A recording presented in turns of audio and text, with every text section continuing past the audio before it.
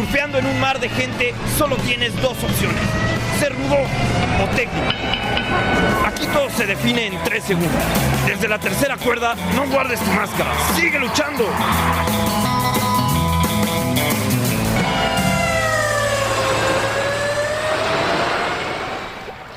Sean bienvenidos al Desde la Tercera Cuerda, este programa que va de arte y lucha libre. Cada semana platico con algún personaje que trabaja o ha trabajado con el deporte espectáculo. El día de hoy invitamos a Raúl Criollo. Él es escritor, ha sido catedrático y por supuesto que es un entusiasta del cine. Así que sin más, agradecido y te doy la bienvenida, Raúl. ¿Cómo estás? Muy bien, muchísimas gracias por invitarme, pues encantado de poder hablar de esta materia que es tan apasionante para nosotros. Perfecto. Oye, pues para ir sentando base, ¿me puedes platicar cuál es el primer recuerdo que tienes con la lucha libre? Sé que eres originario de Jalapa y tal vez por ahí va la historia. Sí, fíjate que cuando yo era niño era muy común en los cines que tenían cartelera tradicional, comercial, entre semana. Los domingos había matinés y esas matinés solían ser de cine mexicano, eran programas dobles. Entonces, gran parte del cine mexicano clásico yo lo vi en pantalla grande porque muchos cines de la época, Cine Variedades, la Sala Tajín, el Cine Jalapa, etcétera, proyectaban cine mexicano, obviamente de lo más popular, y mucho cine de aventuras mexicano. Entonces, recuerdo un programa, yo debería tener seguramente 7, 8 años, cuando vi un programa doble que tenía Santo contra las Mujeres Vampiro y Los Cinco Halcones. Entonces ahí están dos de las vertientes más importantes en la producción cinematográfica de nuestro país, que tiene que ver con el cine de a caballo y pistola y los aventureros y todos estos émulos del zorro y todo eso. Y por el otro lado, por supuesto con la canción mexicana, y por el otro lado el cine de luchadores, que es oficialmente el único género cinematográfico que hemos exportado. Hemos hecho muy bien, incluso con premios, muchos géneros, pero el único género que es considerado propio de México por estructura, por tipo de narrativa, etcétera, es el cine de luchadores. Entonces, dicen que cuando entras a una arena no sales nunca porque quedas atrapado, y pasa algo muy similar con el género cinematográfico, con un encordado en medio. Santo contra las Mujeres Vampiro, de Corona Blake, aparte es un gran clásico, y me fascinó, me espantó ver la película. Y no había ido yo a una arena. A la arena entré ya un poco después, a los 9 años, me tocó ver una función en la Arena Jalapa. Es una época de gloria aquí porque el promotor era Iraklis Fenerli. Iraklis fue llamado griego, en realidad de origen turco. Él era jalapeño, pero sus abuelos llegaron de Turquía, su abuelo paterno, y su mamá era jalapeña. Y entonces él fue un gran luchador, él funda la Escuela de Lucha en Jalapa, y como lo reconocían los grandes luchadores en la capital, de hecho él tuvo oportunidad de quedarse ahí en el Consejo Mundial, no quiso, prefirió quedarse en Jalapa, y entonces fue un promotor muy importante porque las grandes estrellas a veces no iban a provincia, o no iban a ciertas arenas de provincia, o era muy raro verlos. Cuando él era promotor, aquí venía todo el mundo.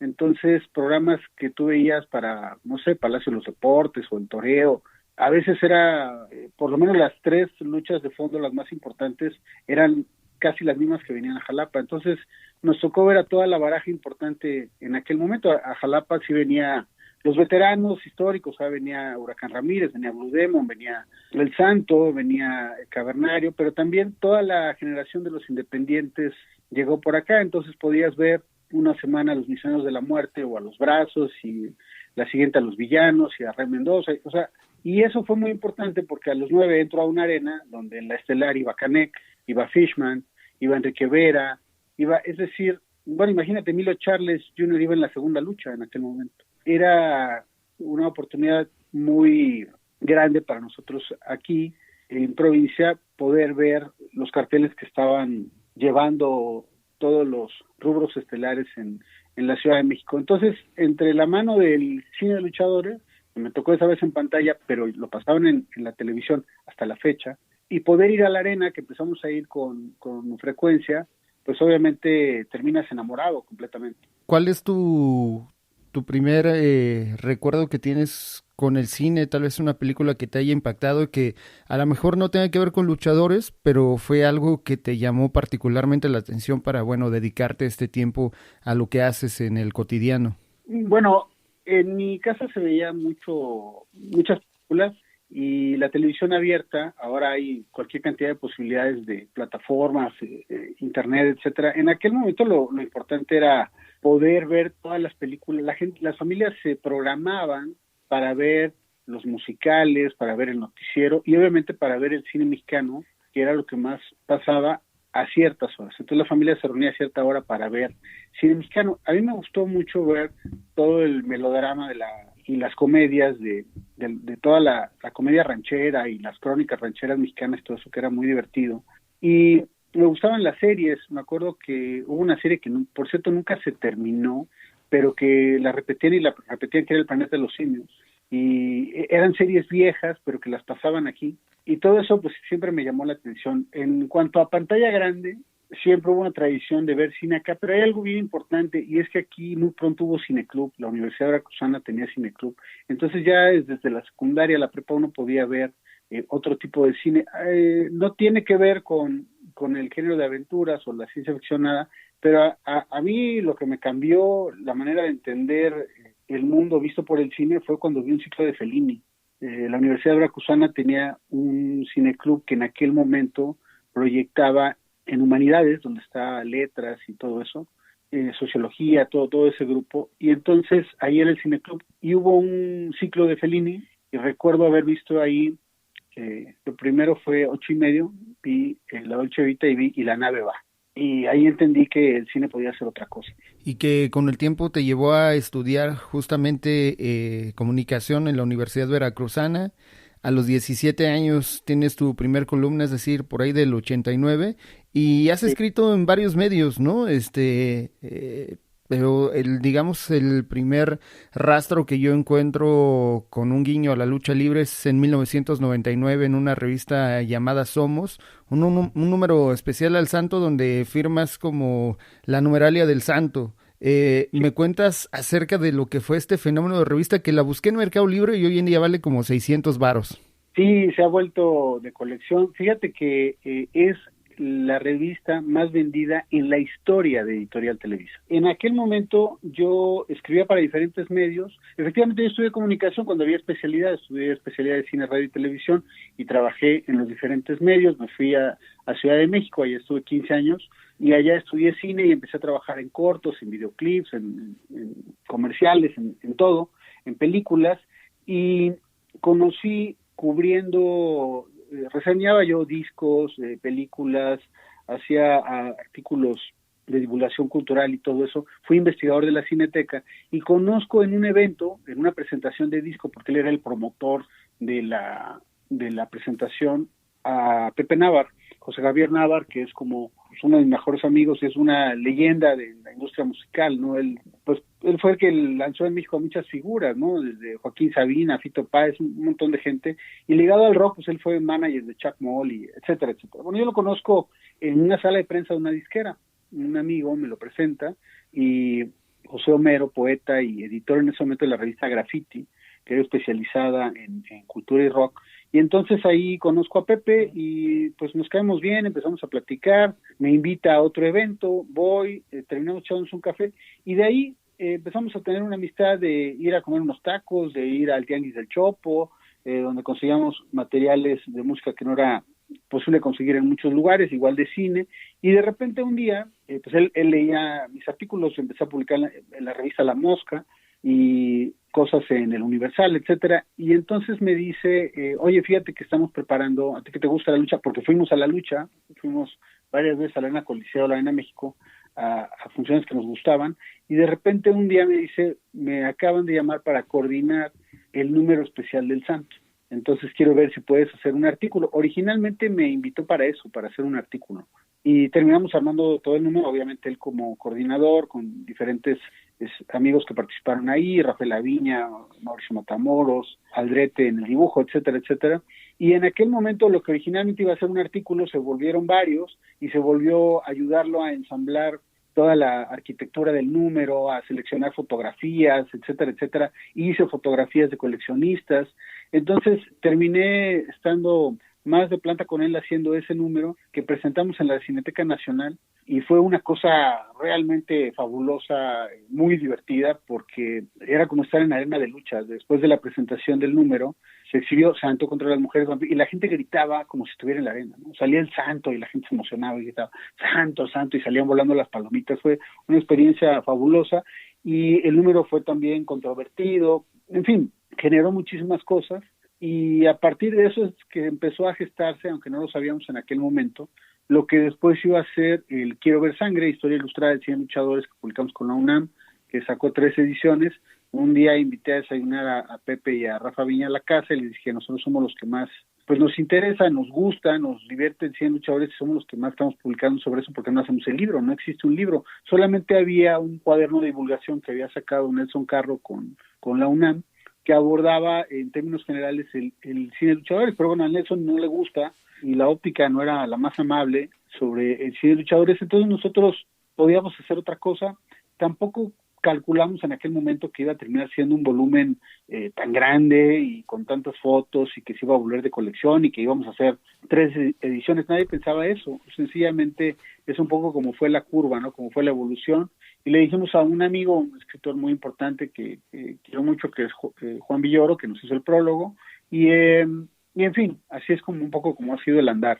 Sí, justamente te iba a mencionar uno de los medios españoles donde publicas Zona de Obras, donde escribiste un texto como, no recuerdo si se llama Cine de Luchadores o Leyendas Enmascaradas, que fue el preludio, ¿no? Lo que sería Quiero ver sangre.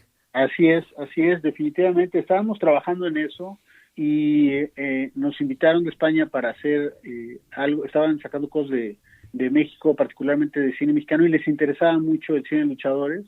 Y bueno, nosotros escribimos ahí, efectivamente se convirtió en un adelanto de lo que después iba a ser el libro.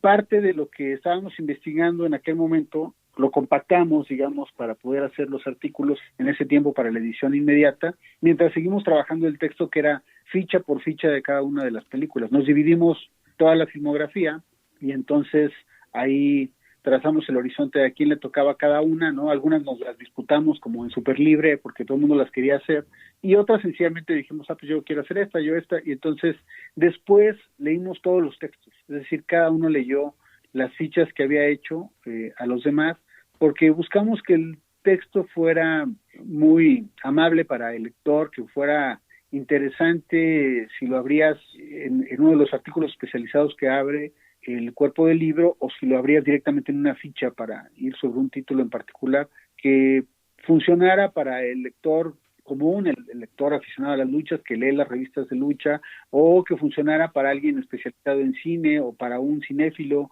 que se acercara por primera vez al género. Entonces le metimos mucho humor, que es algo que pues caracterizó siempre nuestras reuniones y que es parte de nuestro carácter, y entonces así pudimos hacerlo muy antisolemne, y eso es algo de lo que afortunadamente nos ha agradecido mucha gente. Sí, justo después de ese primer texto en España en el año 2000, 11 años después, acá en México ya aparece Quiero ver sangre, historia ilustrada de cine de luchadores. Según conté, te tocó reseñar por ahí de 65 películas en la primera edición y posteriormente unas cuantas más que según yo fueron como 13 por ahí ya en la segunda edición, pero te quería preguntar acerca de esta parte que les tocó revelar estas películas que todo el mundo hablaba pero que nadie había visto, de desnudos y demás.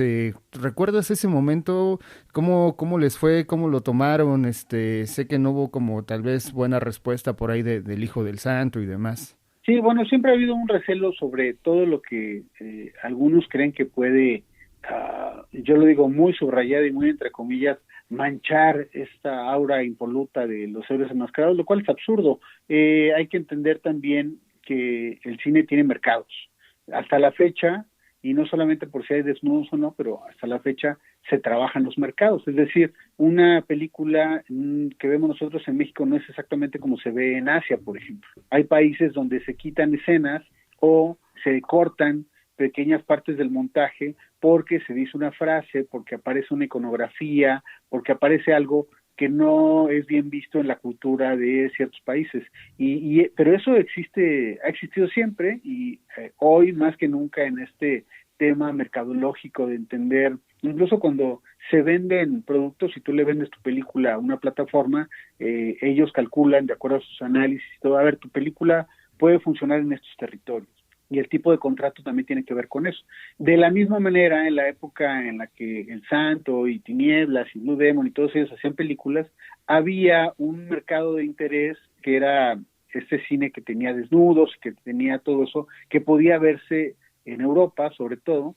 No hay que olvidar que es época de todos los desnudos del cine de vampiros y de monstruos que se hace en Italia, sobre todo, pero también se hace en España, etcétera. Y ese tiene un mercado bien definido, muy importante, y entonces no hay nada de malo, ni tampoco para mayor sobresalto, ni mucho menos de espanto, en el hecho de que los productores mexicanos, entendiendo el asunto del mercado internacional, tuvieran una copia internacional. Había una copia para el mercado mexicano o latinoamericano y otra que pasaba en Estados Unidos o pasaba en Europa. Es perfectamente normal eso. Y bueno, sí, estuvimos explorando porque nosotros siempre habíamos leído al respecto y nos sorprendió encontrar stills. Alguna por ahí la había publicado García Riera, me parece que la había encontrado Eduardo de la Vega Alfaro para la investigación de la historia documental del cine mexicano, donde aparece alguna fotografía donde se ven mujeres desnudas en una película de lucha. Bueno, en dos era Blue Demon y Las Invasoras,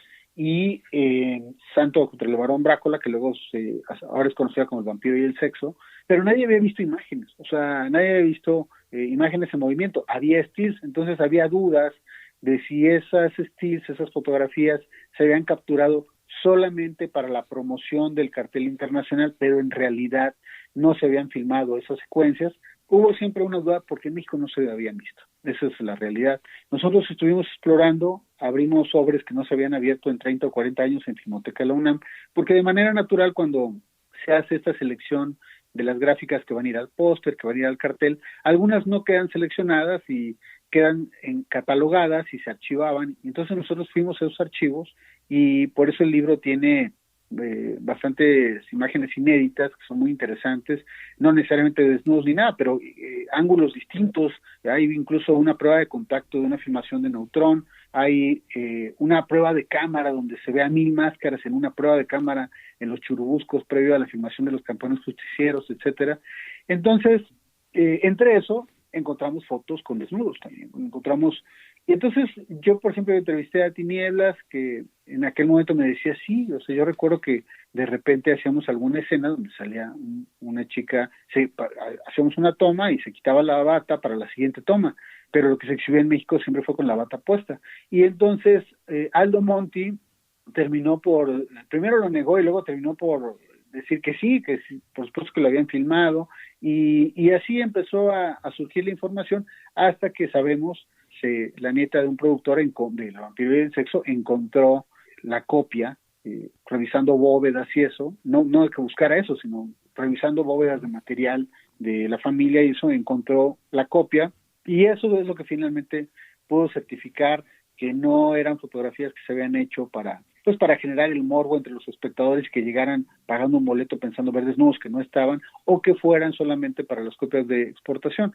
Ahí quedó claro que sí existieron las secuencias, que esas versiones no se habían exhibido en México y todo eso. Por supuesto, pues historia bastante chida, porque por lo pronto, o sea, yo no recordaba, pero ahora que estuve, digamos, revisando estos datos para hacer la entrevista, y pude ver ahí las imágenes de Blue Demon, que no me acordaba, y siento que no se habla tanto de esa parte de Blue Demon, pero bueno, 2 años después aparece la segunda edición corregida y aumentada, aparecen nuevos filmes, documentales y más, pero hay un texto en particular que me llamó la atención, igual firmado por ti, El baile de máscaras, donde haces notar que la lucha está presente en las marcas, en grupos musicales, en instituciones tal vez muy formales como el INE, con un comercial de un luchador que estoy seguro que muchos recuerdan, el Camaleón de Oro, y claro, quiero preguntarte cómo ves en este sentido hoy en día la lucha libre.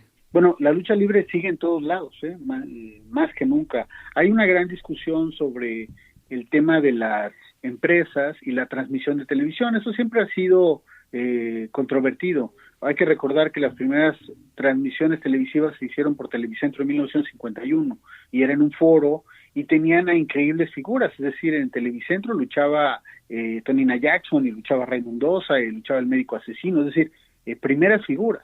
Y del otro lado estaba lo que hacía la empresa mexicana, donde estaba el resto de la baraja que no participaba en las transmisiones de televisión, pero tenía un elenco muy respetable, y a las funciones de Televicentro iban las estrellas del cine y la televisión mexicana, y también de la literatura, porque el gran cronista de entonces, que era Salvador Novo, iba lo mismo a la Arena México, a la Coliseo, que a Televicentro. Entonces, y desde aquel momento se decía, es que si se pasan las luchas por televisión, entonces la gente no va a ir a la arena porque lo puede ver. Eso es absurdo, ¿no? Digo, si una ciudad, si un pueblo no tiene arena, no tiene promotores, entonces ahí estás llegando a un mercado que normalmente no tiene. Pero es falso, y lo puedes ver en otros deportes. Algún tiempo se bloqueaba, por ejemplo, la señal de transmisión de fútbol, pensando en que si se pasaba el partido por televisión la gente no iba al estadio, y eso no es cierto. Hubo directivas que no cedían los derechos de televisión o no permitían la transmisión abierta, que no fuera pago por evento, hasta que hubieran agotado la taquilla y cosas de esas. Pero en realidad son mercados que funcionan bien paralelamente, dependen de muchos factores, y hay muchas empresas que pueden transmitir, pero hay incluso ahora empresas independientes que transmiten por streaming, que transmiten en internet. Entonces yo creo que la lucha sigue en un plano importantísimo en cuanto a público. Al año va la misma cantidad de gente que pueda acudir al fútbol. La gente puede decir, no, pero a un estadio le caben 40,000, sí, pero no están llenos todos los estadios en todos los partidos de todas las jornadas, y hay periodos de descanso. Y en cambio hay lucha libre, sea en arenas, que hay muchas, o en gimnasios, o en explanadas, o en lo que sea. Hay funciones de lucha grandes, chicas, medianas, hay lucha de barrio en todo el país. Solo aquí en Jalapa hay 7, y hay colonias que tienen su ring. Entonces hay lucha libre. Lo que pasa es que se piensa que a veces la lucha libre solo es lo que se ve en televisión. Desde luego ahí llegan muchas figuras, y hay espectáculos notables, y hay primerísimas figuras del deporte, pero hay buena lucha y hay lucha divertida de todo tipo en todo el país, en todo el territorio. O sea, no todo es la gran arena.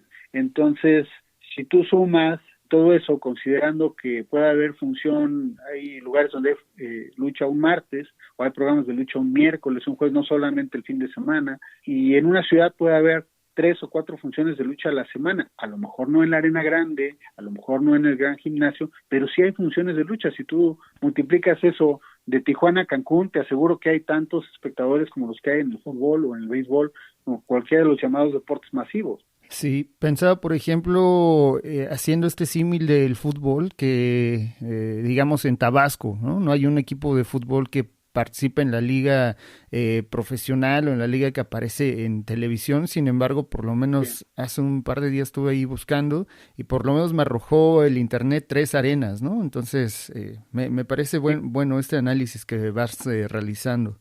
Y en Tabasco, por ejemplo, unos chicos ahí en una producción independiente de las llamadas fan movies, hicieron la segunda parte de Los Momios de Guanajuato. Cámara, no me la sabía. Está en YouTube, ¿sabes? Está en internet, está en YouTube. Y bueno, tuvieron colaboración importante ahí, y buscaron tener su propia animación digital, filmaron en Guanajuato, filmaron en las mismas calles donde se hizo la película original, etc. Y es una película de aficionados. Las llamadas fan movie, que por ser de fans y por no tener fines de lucro, tienen otra clase de condición de uso de derechos, etcétera, pero ellos reviven a la momia Satán. La momia Satán en la película original era Tinieblas. Antes que debutara como Tinieblas, él interpreta a la momia Satán. Sí, claro, y pues supongo que ya estuvo complicado que volviera Tinieblas a ese papel, pero pues digamos de alguna manera está presente, ¿no? En hasta ese la sentido. fecha te piden caras de la momia Satán. Hasta la fecha hay gente que lleva fotografías de las momias de Guanajuato donde está él luchando con el santo, que le piden que las firme, y él de hecho tiene, pues él vende sus máscaras obviamente profesionales y semiprofesionales muy lindas, la tradicional de Tinieblas, pero vende también la máscara de la momia Satán, la que se confeccionó para el personaje del cine. E incluso vi una que tiene mitad Satán, mitad Tinieblas, ¿no? Entonces, esa es como para super coleccionistas y es muy, muy apreciada. Oye, en 2014 aparece una producción llamada Legendarios de Veracruz, y aparece, digamos, 2 episodios a la Arena Jalapa y a un personaje que platicaba con compas, aunque no te gusta la lucha libre, lo topas, ¿no? El Tirantes. Conduciste este programa, estuviste un poco ahí a cargo. ¿Me puedes platicar acerca de él, cómo nació?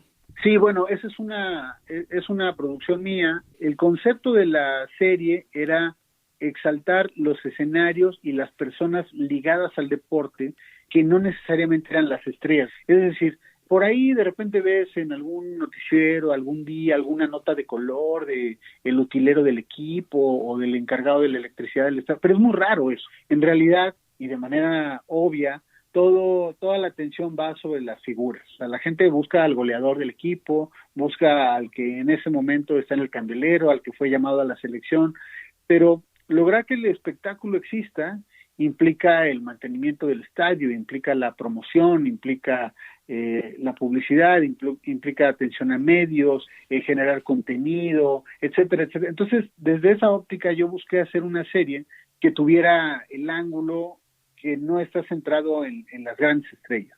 Entonces, por ejemplo, hice un documental, un episodio sobre el personaje que hacía la voz en los partidos de los Halcones de Jalapa del básquetbol. En aquel momento el equipo muy importante era base de la selección mexicana que ganó en Caracas, en Venezuela, ganó el FIBA Américas, que es el equivalente a ganar la Copa Libertadores en el fútbol, que nunca hemos ganado.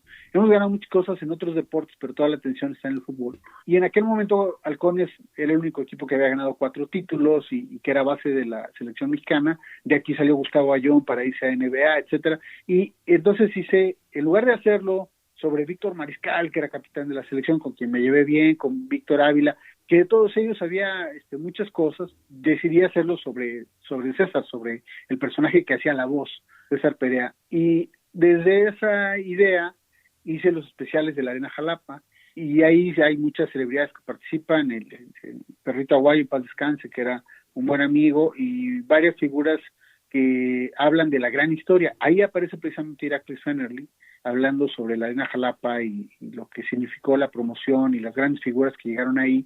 Es un recinto histórico. Yo creo que Jalapa, junto con Pachuca, por supuesto, que es donde oficialmente se hace la primera función de lucha libre formal fuera de la capital del país, con Torreón, Monterrey, Guadalajara, son plazas que han sido fundamentales para el desarrollo de la lucha nacional y donde han salido muchas figuras. Una de esas figuras, curiosamente, no es un luchador, sino un referee, Reyes Landa, el Tirante. Entonces, hice por eso un episodio del Tirantes que me cae muy bien. Él y su hijo Fer son 2 tipazos con los que tengo amistad y es siempre muy divertido estar con ellos, gente muy profesional que trabaja. Bueno, imagínate, o sea, es el primer referee que lega un junior a la lucha, de ese tamaño ha sido, ¿no? Y Fer, afortunadamente, con mucho carisma, muy preparado, y a veces se pierde esa óptica. Ellos son transformados, el Tirantes transformó, sí tuvo antecedentes de algunos referees que hacían cosas distintas, pero sin duda él es el que transforma por completo la forma de tener atención, al grado de que se vuelve un personaje. Creo que, si bien antes se mencionó algunos como el Gato Montini o eso, es el primer referee que de repente venía en la iconografía del cartel promocional del mismo tamaño que un luchador, ¿no?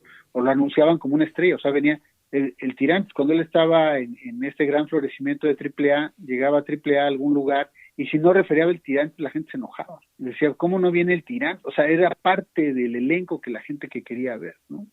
De ese tamaño llegó a ser su función, o lo es hasta la fecha, y luego con Fernando Hijo. Es un caso muy particular el de ellos dos, por esto que estoy comentando.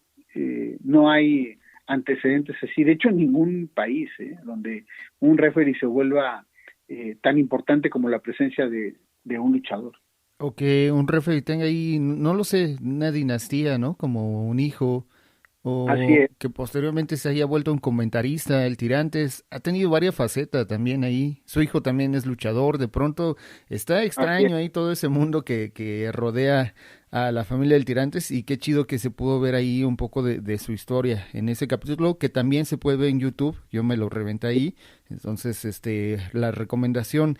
Pasó el tiempo y en 2017 veo que te uniste al equipo de producción de Full, esta promotora de Tinieblas Junior. ¿Qué te llevó ahí? ¿Me puedes contar un poco esa historia? Sí, bueno, yo conocí a Tinieblas Junior de antes. Con Tinieblas tengo una amistad de muchos años. Imagínate, yo entrevisté a Tinieblas cuando salió el cómic.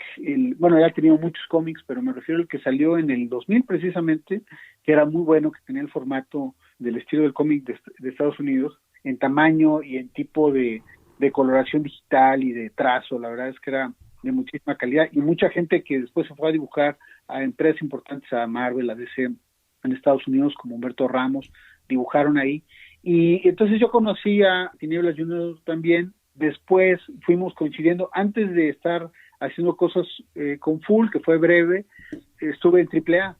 Y entonces un día yo estaba en ese momento haciendo producción de diferentes cosas, tanto por fuera, es decir, hacía para empresas independientes, de repente hacía un cortometraje o hacía comerciales o hacía videoclips. En ese momento estaba haciendo varios videoclips, y de Televisa me habló una amiga porque iban a producir ellos el contenido para AAA. La gente piensa que Televisa era dueño de los tiempos del Consejo y de AAA, pero no, en realidad tenían acuerdos. Ellos eran dueños de su tiempo aire, o sea, ellos manejaban su transmisión. Y en aquel momento esta oficina de producción de Televisa les iba a hacer contenidos, y me hablaron a mí para hacer guión, y me quedé haciendo guión y realización. Entonces yo viajaba con los luchadores, grabábamos cápsulas, grabábamos especiales, grabábamos detrás de cámaras, hacíamos color en las funciones de lucha, etcétera, etcétera. Y fue una experiencia extraordinaria poder convivir con ellos, y también obviamente ves la lucha de otra manera, porque te toca ver cosas terribles que la gente no se imagina, no tiene idea por lo que pasa un luchador de repente para subirse al cuadrilátero y hacer su trabajo. No tiene idea de repente de el nivel de riesgo que pueden tener. Y a mí me tocó ver de todo tipo, ¿no? Ver lesiones, ver cosas muy graves, y bueno, terminas por admirarlos más, ¿no? Justo te iba a preguntar de esa parte, de ese recorrido que tuviste en AAA. Yo lo tenía registrado que fue en el 2018, vi unos comerciales ahí con el Dr. Wagner, con el Mesías, en fin, con el roster de aquella Sí. época con la AAA, y quería preguntarte acerca de eso, de los comerciales, de qué iban, o si me podrías platicar justo alguna anécdota que seguro las tienes presentes. No, bueno, hay muchísimas, hay muchísimas. Por ejemplo, una vez, me acuerdo que yo había puesto en la escaleta y en el plan de trabajo que iba yo a grabar a dos luchadores en una, porque los grabamos luego por parejas o los teníamos al mismo tiempo para grabar y seguir con. Entonces en el listado yo tenía a dos luchadores consecutivos que traían un pleito durísimo, y me acuerdo que Dorian, hoy director general de AAA, me dijo, no los grabes uno tras otro, porque en ese momento no se podían ver, ¿no? Entonces era muy, muy especial eso. Y me acuerdo una vez, estábamos en Monterrey, y se pelearon en los vestidores, ya para llegar a las manos Conan con Cibernético. Eso pasó en una transmisión de lucha. Y me acuerdo que el Apache, en paz descanse, gran tipo, Mario, extraordinario luchador, le ayudó a todos a convertirse en los gran luchadores que era maestro de ellos. Estaba muy apenado, ¿no? Y llegó a disculparse con nosotros, el equipo de televisión, por los incidentes que había habido en el vestidor, ¿no? Las cosas pueden de repente salirse de control. Me tocó ver de todo. Recuerdo, por ejemplo, una anécdota donde al Zorro pues como que le recolocaron un pie, o sea, casi no podía pisar. Y entonces, ya casi para salir a luchar, el doctor venía retrasado, porque no venía en el vehículo que venían los luchadores, venía aparte. Y ya nosotros teníamos cámaras listas, entonces yo me quedé platicando con él, y llegó el doctor y le dijo, no, mira, es que estoy complicado por esto, pero un día antes había tomado analgésicos, no quería tomarse nada ni que le infiltraran el músculo, nada. Y entonces me acuerdo que el doctor le hizo un par de movimientos así, y de repente algo tronó, que yo dije, chin, lo lastimó, ¿no? O sea, sentí que había algo salido mal, y al revés. En ese momento él se pudo parar y dijo, oye, qué bien, se vendó el tobillo, pero pudo subir a luchar. Pasan unas cosas verdaderamente muy asombrosas en el vestidor. De pronto, si no te hubiera tocado verlo, tal vez sería como difícil pensar que sucedió. Hay personas que son muy incrédulas y dicen, seguro ya está planeado y en fin, pero bueno, pues se conocen ahí un Claro. sinfín de historias que pues, la neta no están tan chidas y que pues los luchadores tienen que seguir gladiando, ¿no? Aún lastimados. Pero bueno, Mira, ah, solamente te digo una anécdota que he contado antes, pero que es muy, muy representativa de esto que estamos diciendo, y es una vez en Orizaba, era una función muy importante, transmitida para televisión, todo, y recuerdo que esa vez Cibernético bajó con una gran herida en la frente, estaba sangrando muchísimo, entró al vestidor, entonces yo con mi hermano guardamos cámaras, todo, y ya una vez que guardamos cámara, le digo, voy a ver a Octavio, o sea, al Cibernético, voy a saludarlo porque lo vi mal cuando entró al vestidor. Entonces llegué a platicar con él y ¿cómo estás? No, manito, pues sí, me duele, es muy complicado y así. Y estaba el doctor, estaba yo platicando con él mientras el doctor le suturaba la frente. Entonces él estaba hablando conmigo, tomándose creo que un agua mineral, algo para hidratarse, y o era una de estas bebidas hidratantes para deportivas, y entonces, pero estábamos platicando mientras el doctor lo suturaba y de repente pasaban luchadores a decirle cómo estás y así, y el flujo de sangre se había contenido, pero tenía todo el cuerpo con sangre coagulada y todo eso.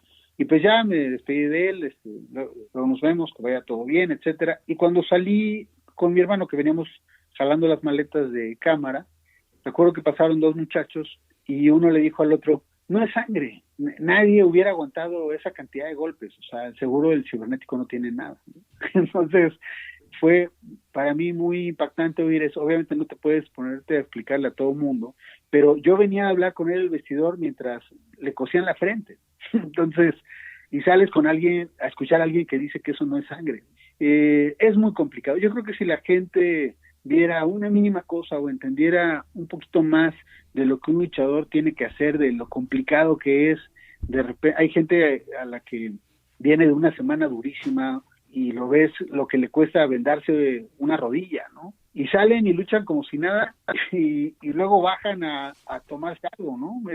Es bien complicado. pues historias seguramente decenas, centenares de historias a lo largo de la historia de la lucha libre que por supuesto hay algunas que no vamos a conocer jamás, pero que la imaginación pues está ahí para que usted haga con ella justo eso, que piense y que vea todo lo que puede suceder ahí en un cuadrilátero. Ahora, hablando de esta imaginación, en 2021 publicas Fábulas Enmascaradas, un libro con 8 cuentos acerca de la lucha libre. ¿Cómo nació este? Platícame ahora un poquito de tu faceta como escritor.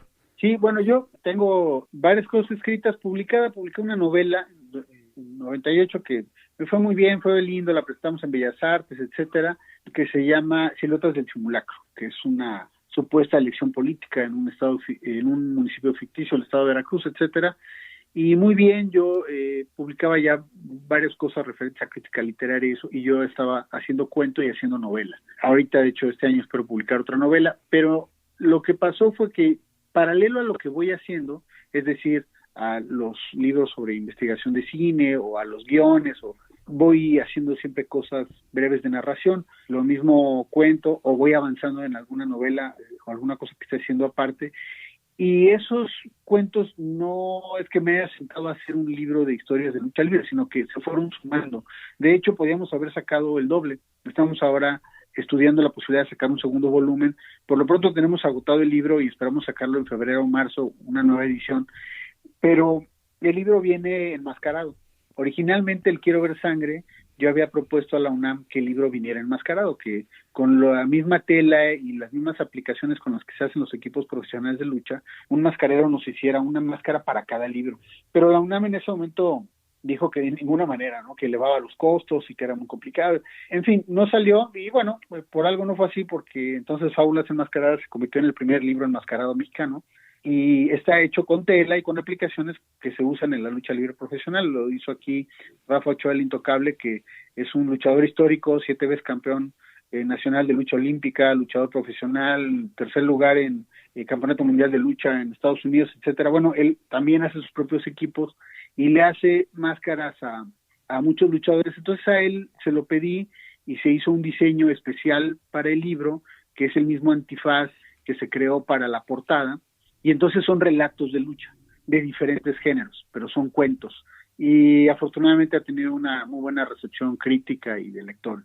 Yo me puedo hacer de un ejemplar y hoy en día, bueno, trabajo con niños y esa Sí, pequeña bolsita yo la utilizo para guardar plumones o lápices y cada que lo buenísimo. saco los niños se me quedan viendo como, cámara, maestro, está un poco enfermo con el rollo de la lucha libre, ¿eh? Y yo, no, pues venía en un libro y todos se quedan así, jamás una bolsa vi en un libro, ¿no? Entonces nunca, la neta hasta ahora No, pienso que nunca he llevado el libro para demostrarles que sí es un libro, ¿no? Tal vez lo un día haga pronto. puedes llevar para que vean que sí, pero sí, fíjate que curiosamente algunas personas me han dicho eso, que lo han usado a veces para traer ahí el celular o para usarlo de lapicera, más allá de que conserve el propio libro. Pero sí buscamos que fuera algo diferente. Me parece que lo es desde la parte literaria, tiene algunos eh, lances o pasajes que no son comunes en la narración de cuento y menos pasando por el lado de la lucha libre. Hay muchos cuentos ligados al fútbol y hay antologías de eso, pero no sobre lucha libre. Entonces fue interesante explorar por ahí. Yo cuando hablé con mi editor Rafa Antunes en ese momento, yo le había propuesto un par de cosas, una novela, un libro de cuentos y un libro de cuentos de lucha libre. Bueno, todavía no terminaba de decir la frase cuando él me dijo, los de lucha. Sí. Y bueno, tuvo buen ojo porque afortunadamente el libro ha ido bien. Y hay una publicación que tuve la oportunidad de leer ahí como un poco de tu biografía en El Quiero Ver Sangre y se menciona acerca de El Culto de Plata, ensayos cinematográficos sobre el cine del santo. Dice Sí, que, bueno, pues lo publicaste, yo estuve de aferrado buscando en internet, pero no pude encontrarlo. ¿Me puedes contar acerca de este? es el libro que nunca salió.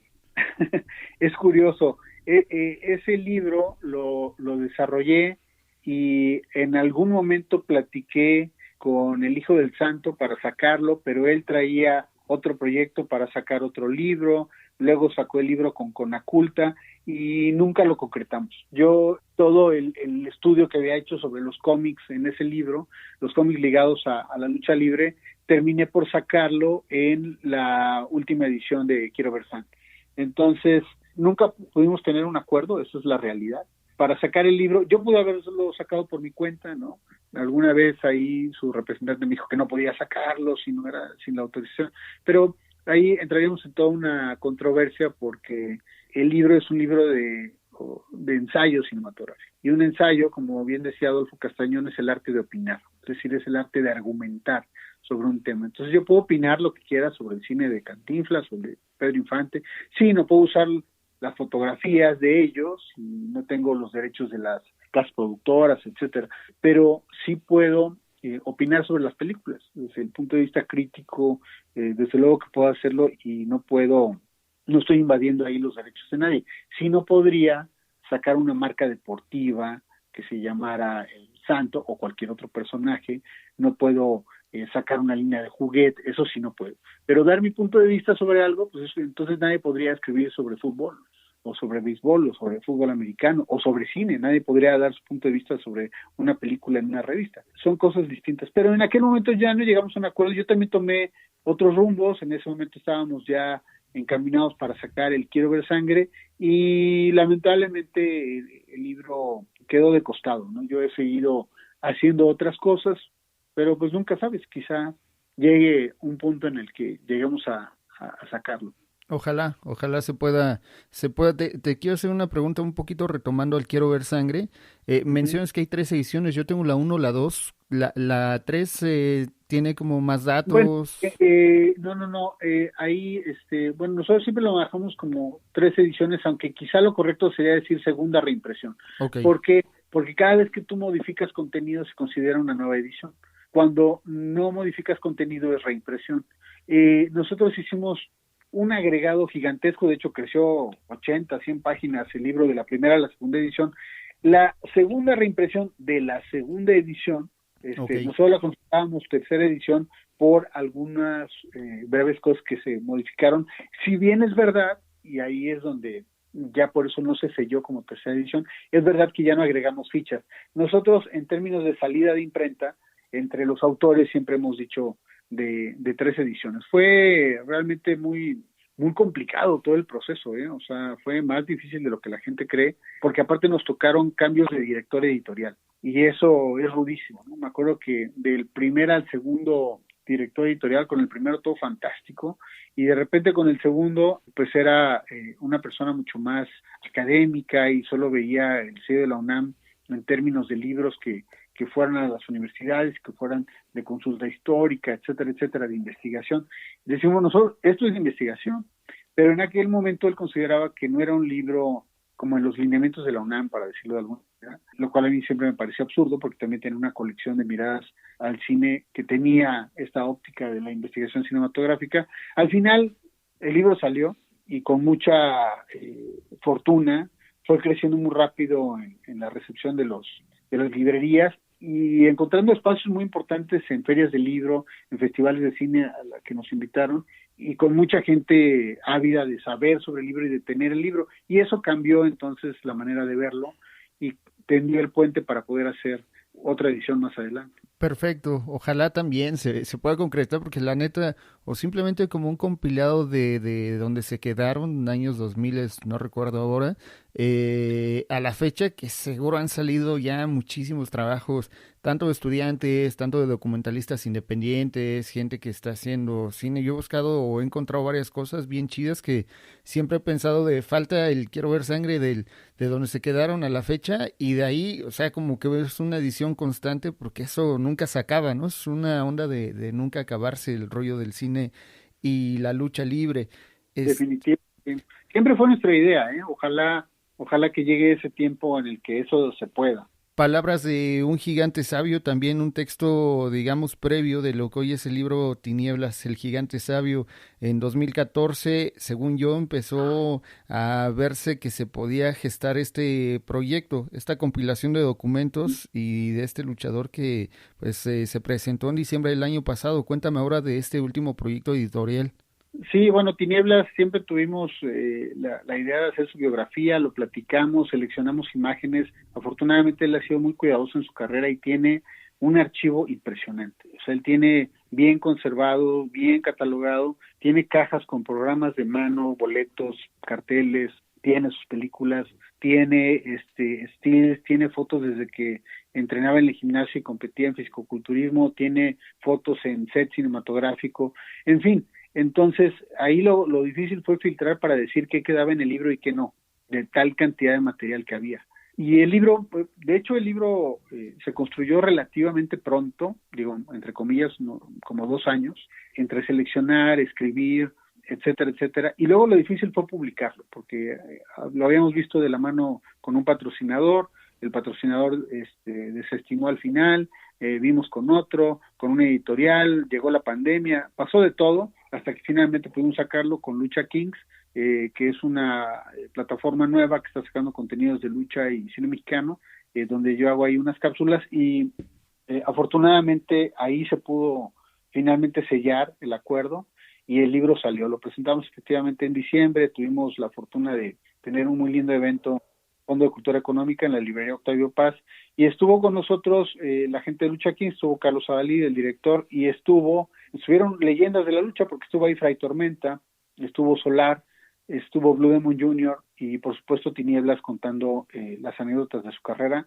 Fue un evento muy especial, y estamos ahora viendo lo que vamos a hacer este año, porque nos han invitado a varios lados. Es una edición compacta, es una edición no muy amplia. Estamos muy contentos con el resultado del libro, por el diseño, por la selección de imágenes. Era tal la cantidad de buenas imágenes que no solamente se ilustró el texto, sino que al final viene un apéndice con galería de imágenes para poder incluir más fotografías. Y aún así tuvimos que dejar muchas fuera, porque tendrías que hacer varios volúmenes. Pero la selección creo que es afortunada, muy contento además que un amigo y gran historiador icónico del cine mexicano, que es Eduardo de la Vega Alfaro, él hizo el prólogo del libro. Entonces, pues la verdad es que no podemos estar más contentos. Y de todo esto que hemos venido platicando, de estos diferentes momentos que has tenido la oportunidad de convivir de primera mano con la lucha libre, y Raúl pequeño que veía las películas, la primera vez que llegaste a la arena, quiero preguntarte qué significa para ti la lucha libre. Yo creo que la lucha, más allá de las consideraciones sociales, históricas, intelectuales, filmográficas, todo alrededor de lo que es la lucha. Para mí, la lucha es un espacio de diversión y paz. Y la gente dirá, ¿cómo eso? En medio de los golpes, no hay alguien que entre a una arena y salga de mal humor. La realidad es que es uno de los pocos espacios de verdadera catarsis, incomparable. O sea, nadie, acaso tal vez en un concierto de rock, cuando gritaste, cantaste, rugiste todas las canciones y tuviste la adrenalina por ver una figura que te interesaba, pero ni siquiera en el fútbol, mentándosele al árbitro, la gente tiene el desahogo y todo lo que encuentra en un escenario como la lucha libre. No importa si es una arena pequeña, no importa si hay pirotecnia y edecanes o es una exhibición normal, todo es alentador y es motivante en una arena de lucha. Los personajes, las evoluciones, la interpretación de cada personaje. Yo creo que la lucha sí es un espacio muy especial para cualquier espectador y no importa qué tanto se modifique, mientras preserve su esencia, seguirá siendo un espacio único. Le platico a compas que justo en la lucha yo nunca he visto ver a gente pelearse, aunque vayan a diferentes luchadores, incluso se vuelven compas, que están gritando uno al otro, el otro al otro, se vuelve con una revancha y al final se saludan y en la siguiente función están ahí conviviendo y compartiendo una chela y es algo mágico que sucede en la lucha libre. Raúl, ¿qué viene para este 2024? Ya me platicabas un próximo texto. ¿Se vienen más proyectos relacionados con la lucha? Sí, bueno, vamos a sacar la nueva edición de Fábulas Enmascaradas, que me lo siguen pidiendo y se agotó. Entonces te digo que febrero, marzo tendremos una nueva edición y hay un proyecto para hacer una producción de cine. La verdad es que es un proyecto muy ambicioso y pues vamos a ver cómo camina. Es algo de lo que todavía no puedo hablar mucho, pero afortunadamente está en la mesa el proyecto y vamos a ver cómo se va manejando, porque la idea es llegar con él este mismo año. Vamos a ver si podemos lograrlo. Es una empresa difícil, pero creo que hay los elementos para que podamos concretarlo. Ojalá que así se dé. Perfecto, pues estamos ahí pendientes para poder hacerlo de la manera más efectiva. ¿Cómo estás en las redes sociales? ¿Cuáles son las que más usas? Bueno, siempre publico en Instagram y en Facebook simultáneamente, es donde es más fácil encontrarme y donde siempre pongo cosas y están los referentes de dónde vamos a presentar libros o lo que sea. Así estoy nada más como Raúl Criollo y ahí en Facebook es más fácil o en Instagram que me encuentren. Siempre tenemos ahí novedades en todo el tema de la lucha y ligado a la cultura y a la producción audiovisual. Pues Raúl, te agradezco que me hayas regalado parte de tu tiempo y quisiera hacerte la última pregunta si tienes tú algo más que me quieras comentar que tal vez yo no tuve el tino de preguntarte, pero para ti sea necesario mencionar. No, bueno, en el caso del libro de Tinieblas, que es la pieza más reciente, sí creo que es importante destacar que ningún personaje de las grandes leyendas enmascaradas de la lucha ni han tenido una biografía como esta. No sé a qué se deba, no sé si fue, que los mismos luchadores no llevaron eso con algún escritor, con algún investigador, pero sí hay varios libros sobre el santo, pero son aproximaciones desde autor, no que se haya hecho de la mano con el santo, no que él haya abierto su archivo y que él haya seleccionado y que él haya dicho quiero que esta foto vaya aquí, que él haya hecho su dedicatoria a la gente con la que creció en la lucha, a su familia, etcétera. Es decir, con estas características nadie tiene una biografía. Entiendo que Blue Demon Jr. va a sacar su biografía y eso es, por supuesto, muy afortunado, pero el de Tinieblas en ese sentido se convierte en el primero, porque si bien hay artículos especializados y hay libros que los mencionan o refieren a ellos, nunca estuvo una biografía así. El único antecedente real es el de Blue Demon, que es el que hizo con Clio, y que sí estuvo él para presentarlo, y que sí estuvo él viendo eso, pero es una pena que grandes figuras de la lucha, que grandes figuras del cine de luchadores no hayan podido dejar su constancia testimonial, como ahora pasa con Tinieblas, y es un gusto poder haber sido parte de eso. Pues ahí a hacerse ese ejemplar, el cual yo aún no he podido, pero estoy seguro que pronto lo voy a tener aquí en mis manos, lo voy a poder hojear y ya te estaré molestando para tal vez platicar de ese tema o del Fábulas Enmascaradas o de lo próximo que vengas haciendo en relación a la lucha libre. Raúl Criollo, nuevamente muchas gracias y gracias también a toda la gente que escucha el podcast y se escucha historias de gente que trabaja o ha trabajado con la lucha libre. Yo soy Luis Ángel Hernández, alias El Perro. Estamos en Twitter, Instagram y TikTok como @desde la 3 cuerda y en el Facebook como Desde la Tercera Cuerda Oficial, y los espero en el siguiente episodio. Muy buena semana, tarde, noche, desde donde quiera que nos escuchen. Hasta luego. Ya han pasado 3 caídas. Nos vamos a descansar a los vestidores, pero no guardes tu máscara. ¡Sigue luchando!